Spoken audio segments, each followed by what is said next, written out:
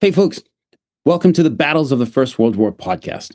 Joining us today is Dr. Eric Story, a historian in residence at Schulich School of Medicine and Dentistry at Western University in London, Ontario, in Canada, and adjunct professor at Wilfred Laurier University. Dr. Story reached out with tonight's topic of discussion, which is not a military battle, but a battle nonetheless. The struggle Canadian Great War disabled veterans faced in recognition, rights, and assistance after the guns had fallen silent. It has long been a desire of mine to discuss other non-military Great War topics here on the BFWWP, such as life in the occupied areas of France and Belgium, and the lives of post-war veterans.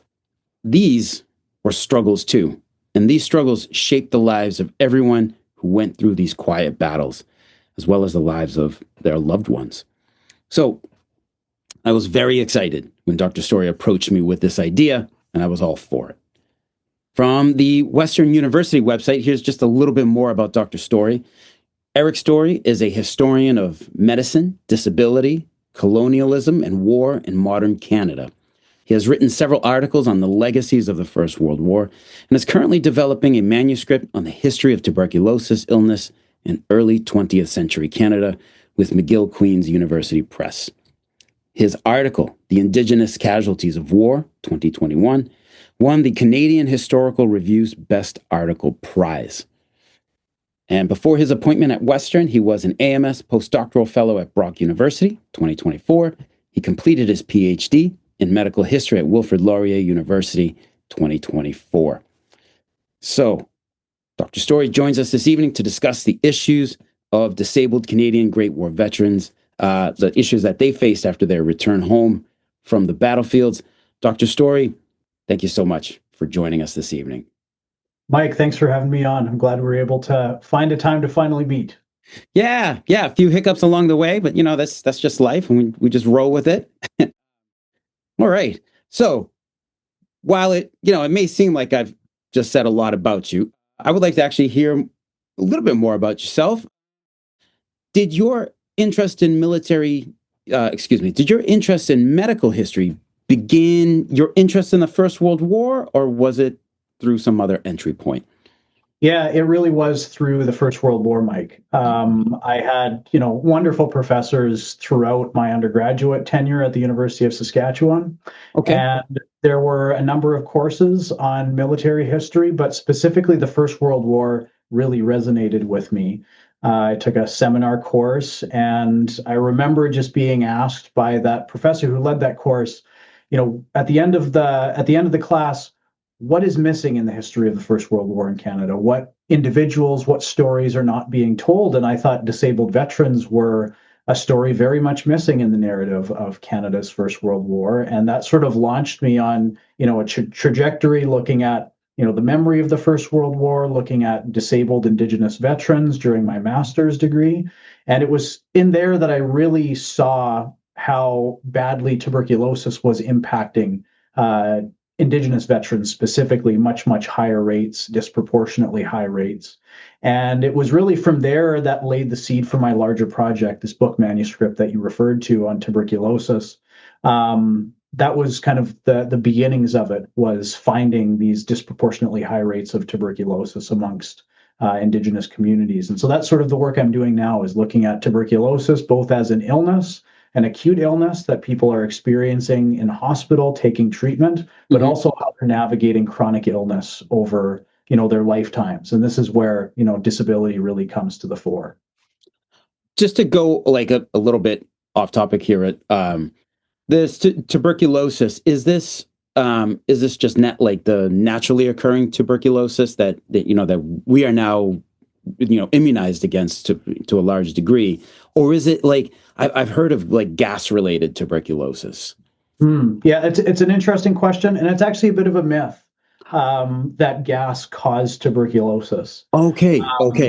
It's an interesting part of it, and soldiers of the First World War and even civilians very much believed that gas caused tuberculosis. And I've even I haven't quite tracked this kind of theme down quite yet, but I've noticed in a lot of pension files of disabled veterans at large, when they die of tuberculosis, oftentimes family members are writing in obituaries, or they're even writing on their gravestones or at their funerals that gas was the culprit for their deaths. But once you go into their service files, what's really interesting is that a lot of them actually have absolutely no exposure to gas throughout the war. Nonetheless, family members are attributing gas to their deaths after the war.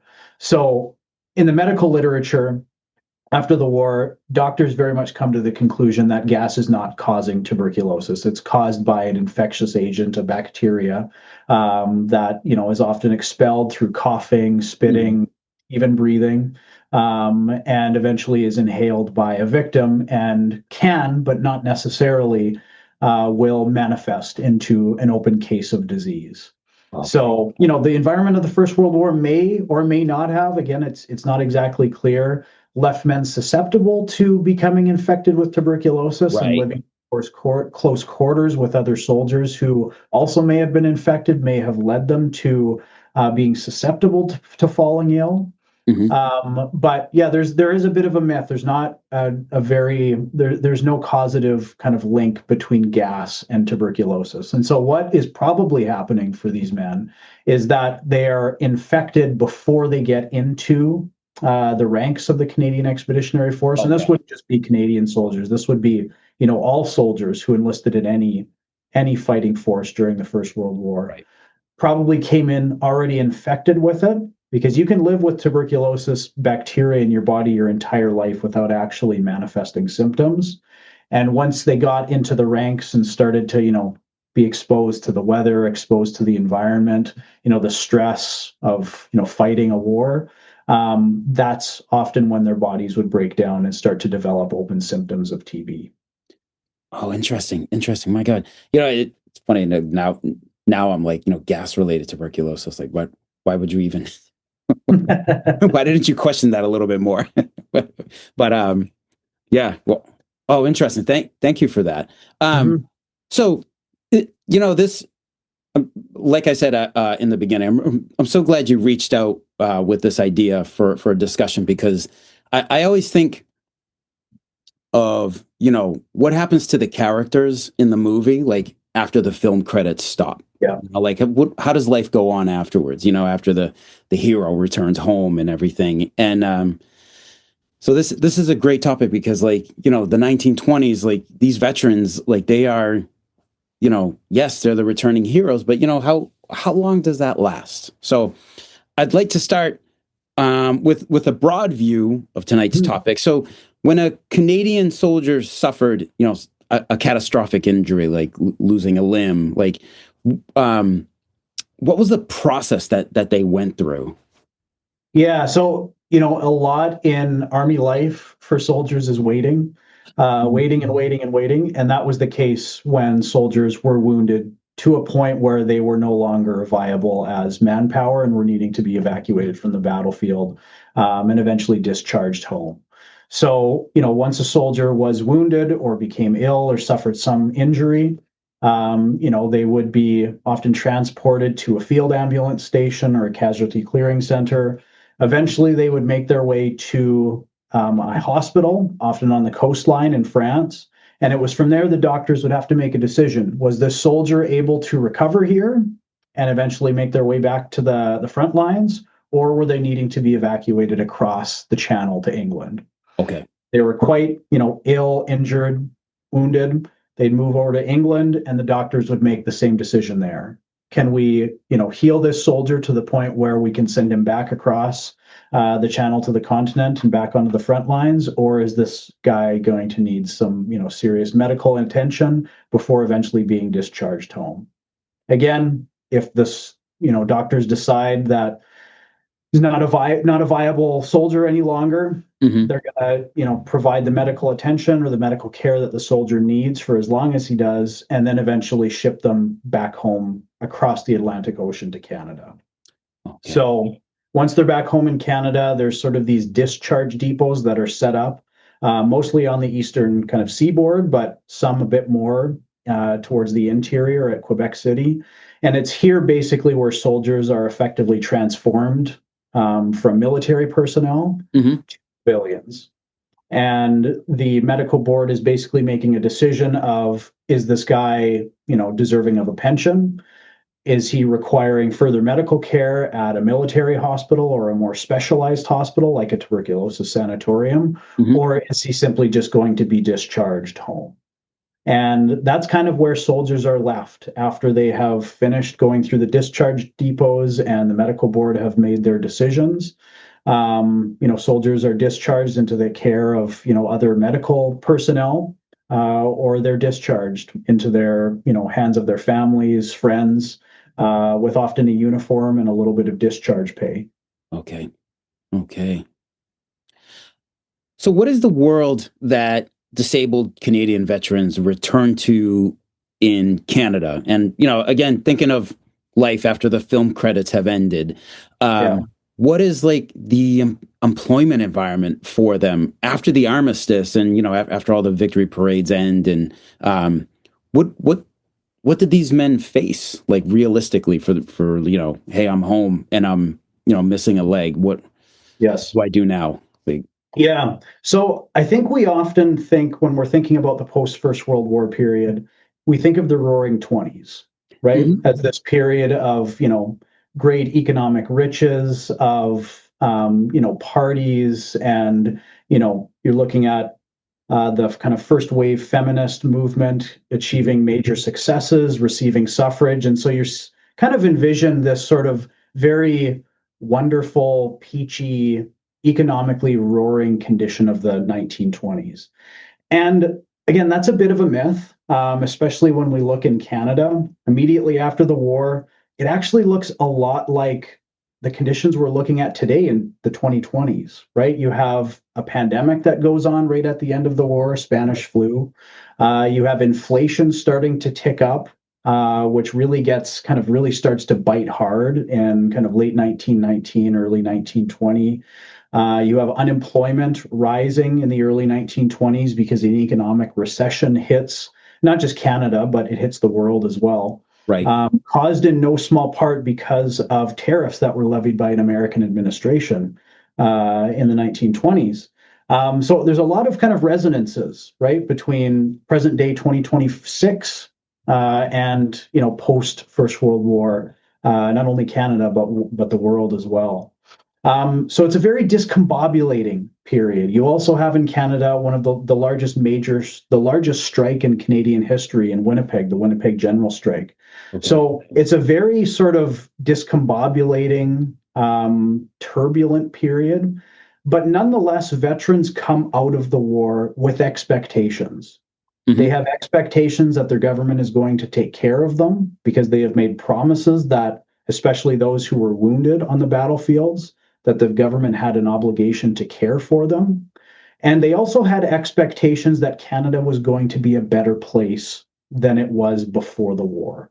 That was very much what the war was fought for. That was what the mythology that sort of, was created about the war, which Hmm. permeated well beyond the wartime years, is that there was a purpose that this war was fought for. And if we were going to realize that purpose, Canada needed to be a better place.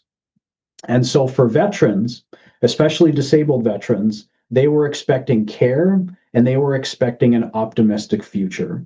And for many disabled veterans, especially those with serious disabilities, those with amputations, those suffering from tuberculosis, for example, Hmm. they encountered some serious struggles after the war, not only related to employment, but just around general prejudice around people with disabilities. How does it like so it like this is I get that it happens, but it's just like fascinating in a, I guess, in a morbid way. But 1918, the hero returns, or maybe he came home in 1917, missing an arm or a leg, and he's a hero. But then you get into the 1920s, and there's now prejudice against any Canadian veteran, and like what is like why why that shift? Like why that shift? Is it like these guys were, suddenly like, thanks for your service, but like, please don't bother me with too many things. You make me uncomfortable. Especially if like visibly wounded. Like why the prejudice? Well, I think there's kind of two things that are going on at once, right? Hmm. I think first of all, again, with this expectation that government is going to take care of them, that's a very new expectation. Civilians before that had a very limited idea of government, and government officials too expected that they would have very limited intervention in the lives of those of Canadian citizens at large, Okay. right?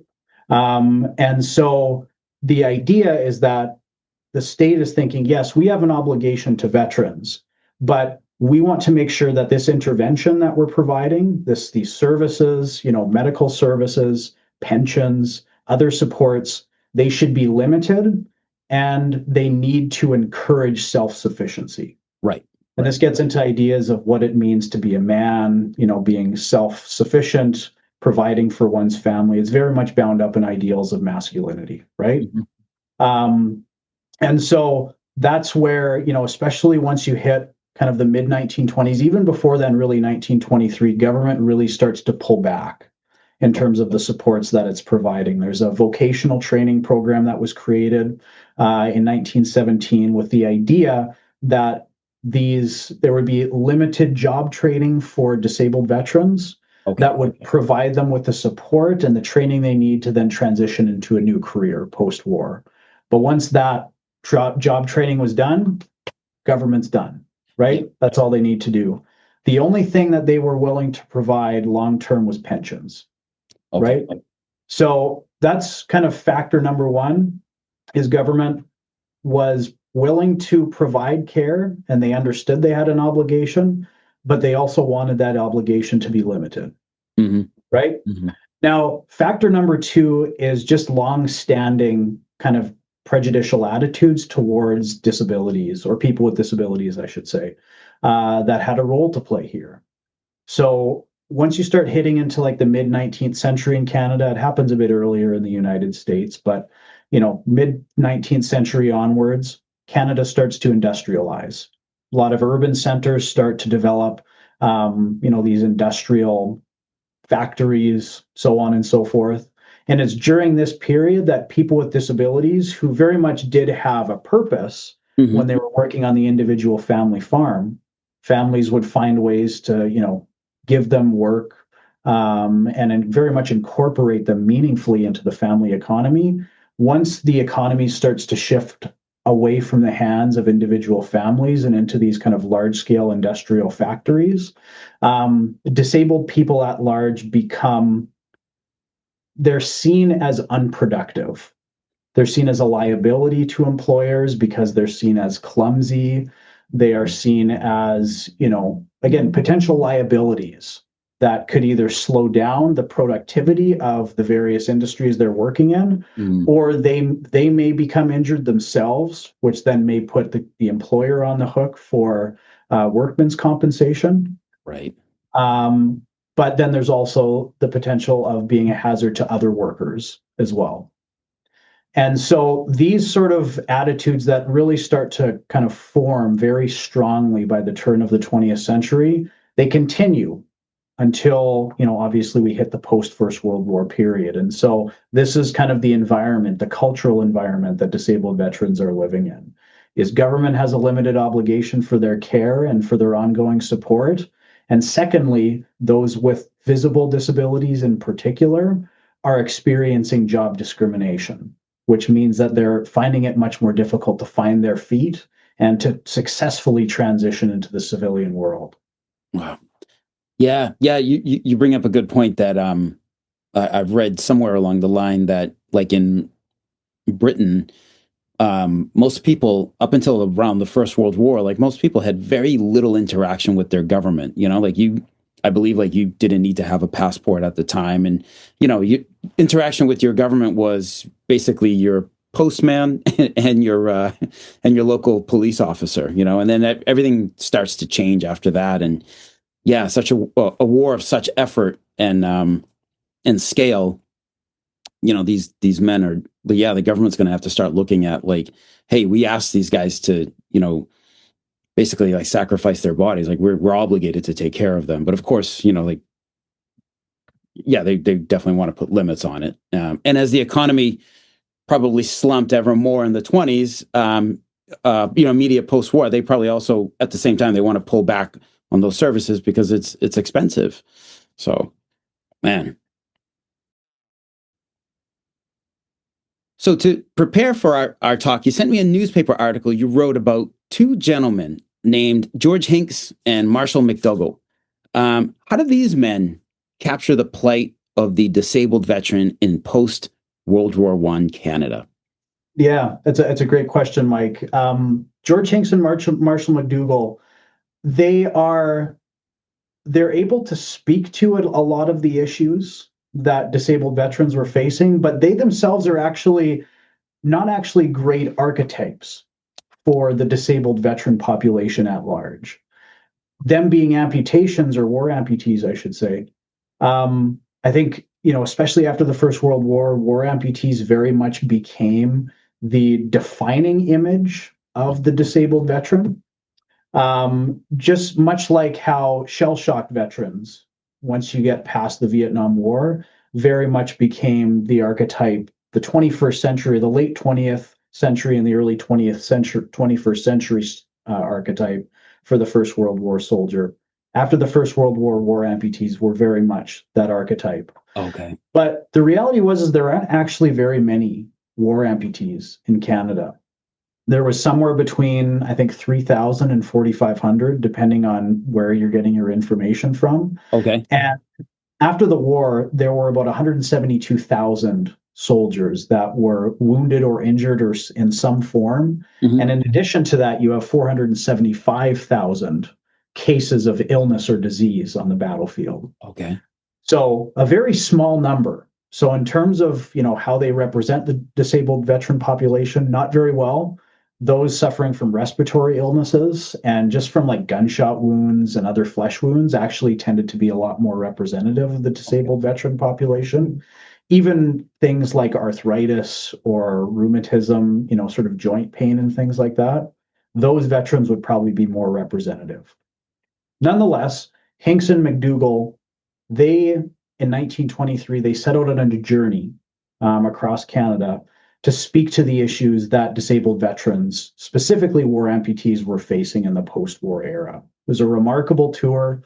They traveled over 2,500 kilometers, and I think perhaps there, in speaking to the issues that disabled veterans were facing, that's where I think their story and the things they were speaking about really do resonate beyond kind of their particular circumstances.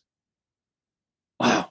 Did they what was the effect that their incredible journey, like, so what Dr. Story is mentioning, folks, is that these two gentlemen, both war amputees, they had each had lost a leg, and they set off literally, you know, trekking across Canada. They had a goal. They did not make the goal. They both had to stop short, but still, like, what they were able to accomplish is really, really remarkable.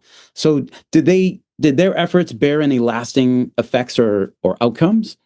Yeah, Mike, why don't I maybe just step back for a minute and just speak about the journey itself, because it is Sure. a remarkable one, and I think your listeners would be very interested to know more about it. So George Hincks and Marshall McDougall, as you mentioned, they were both leg amputees, so each only had one leg, and in 1923 they were both taking treatment in a military hospital, and a fellow patient who was there with them said to the entire ward of patients. He issued a challenge.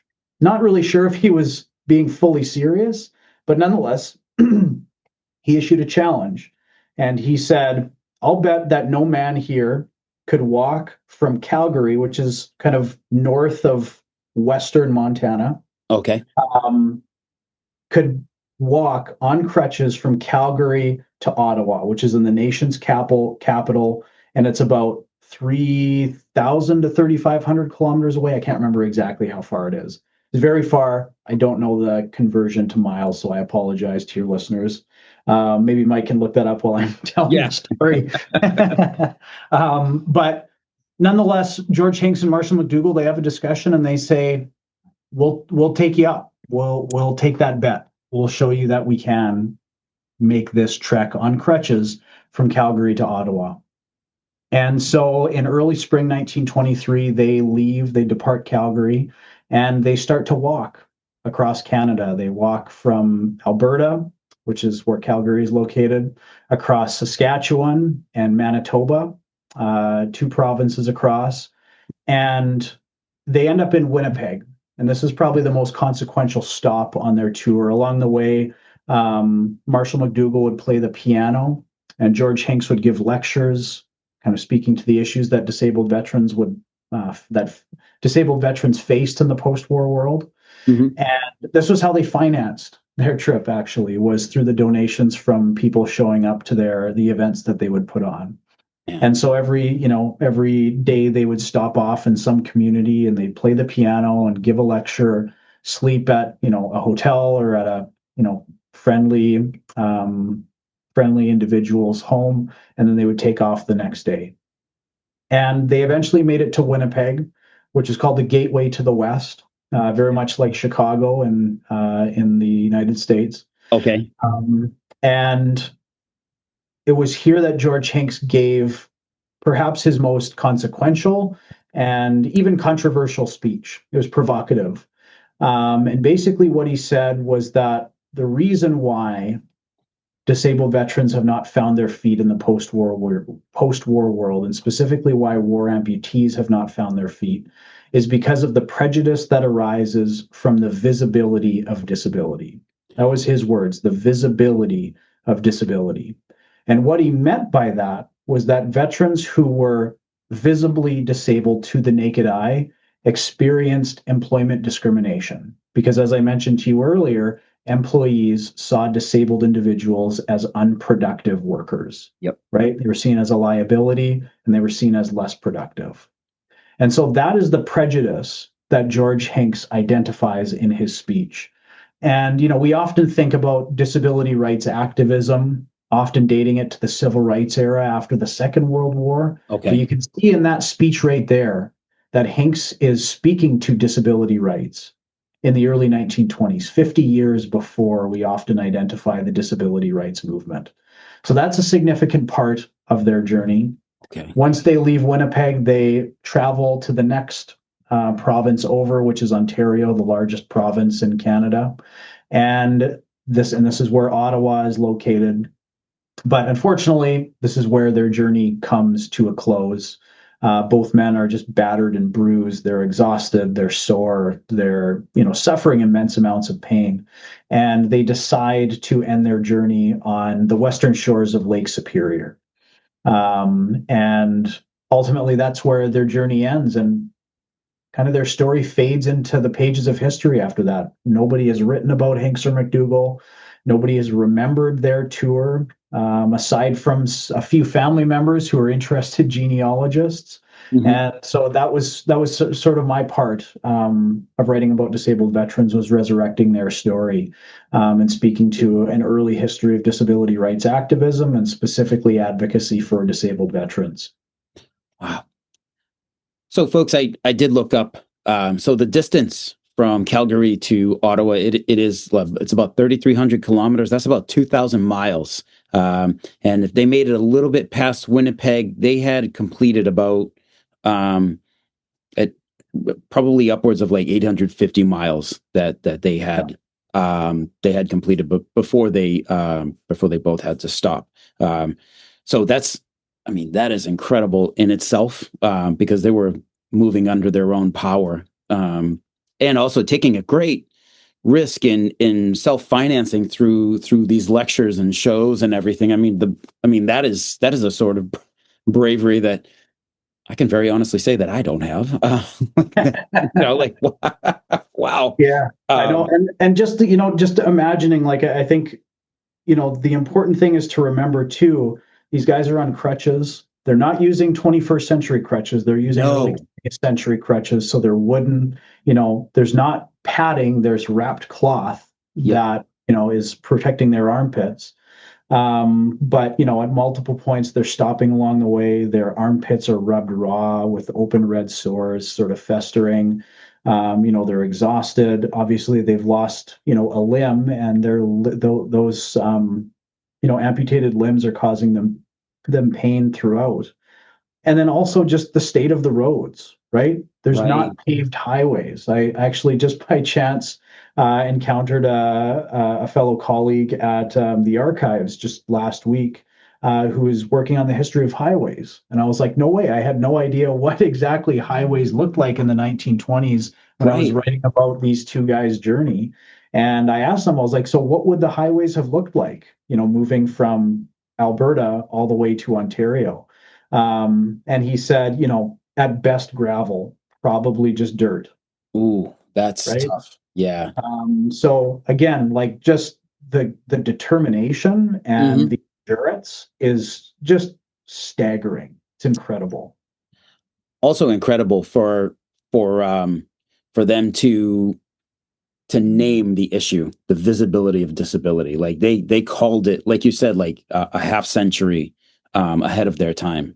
Like Yes. really, really incredible, really insightful. Um, so when did when did views on disabled veterans start to shift? And this was my next question, along with how are disabled veterans viewed in Canada today? And you indicated that the civil rights era, like and then you started to have disability rights and everything. Is that when the view of disabled veterans start to change? It's a good question, and I don't have a great answer for you, Mike, on that specific question. Sure. Um, the history of disabled veterans, it's a growing field, but it tends not to be written in strictly disability history forms. Um, they're often looking at sort of the struggles and experiences of being disabled as opposed to talking about, employment discrimination Hmm. or, ableism that is kind of limiting their ability to exist in the world. Um, so I don't have a great answer of when exactly those views start to change.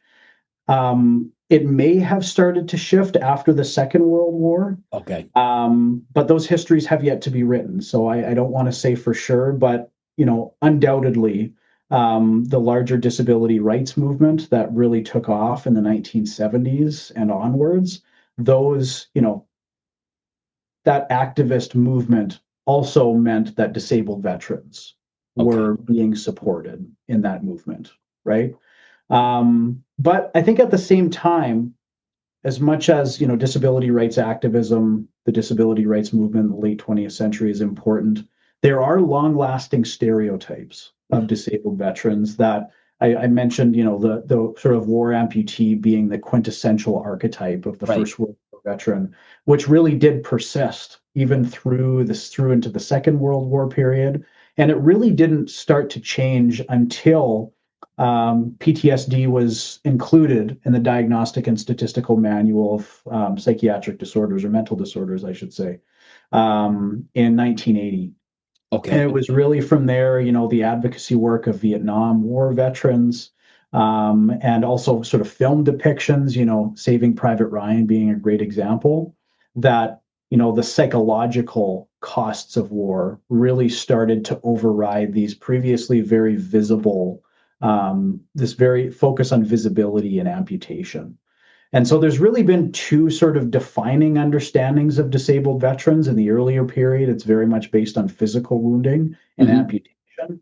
And once you move into the mid 1970s and onwards, the kind of psychologically wounded veteran has really come to dominate how contemporary audiences understand disabled veterans. Right. Right.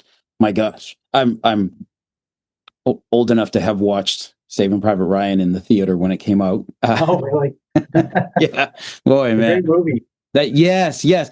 But it's interesting that you bring it up because I recall a friend of mine telling me at the time when it was in theaters that hotlines had been set up because the film had awakened many dormant memories in World War II veterans at that time, and they were, they were looking for an outlet. So the film triggered a series of like hotline phone numbers that veterans could call to help, like, just unburden themselves.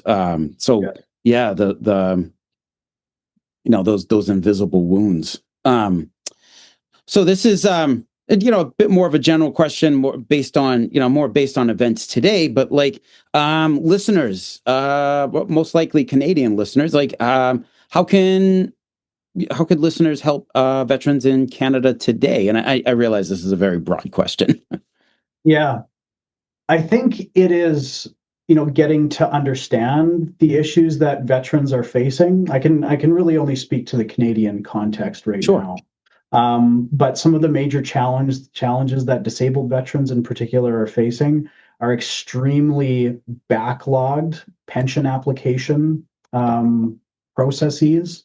I think I read in throughout the pandemic, the backlog was starting to get fixed, but in more recent years, the backlog has gone back up. And so there are now, I think, over 11,000 cases that are currently backlogged or past the 4-month window that the government says it will take from initial application to being processed. Hmm. And so it really does mean advocating for more, resources being devoted to, processing these pension applications.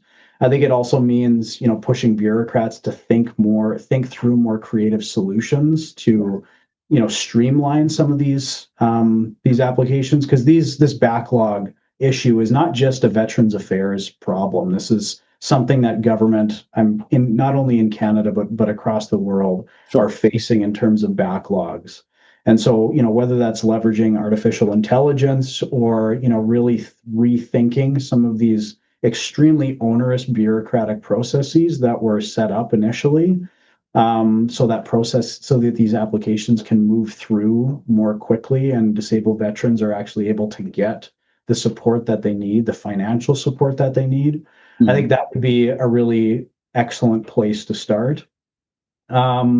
And I think it also, a big part of it is just simply being knowledgeable, right? There's been a lot of discussions around truth and reconciliation in Canada with Indigenous peoples. Okay. And a big part of that is just education, right? Being informed and being knowledgeable about the issues surrounding reconciliation. And so if listeners are really interested in, um, supporting veterans, disabled veterans, but veterans more widely, it means reading up on the issues that are facing veterans in your own community.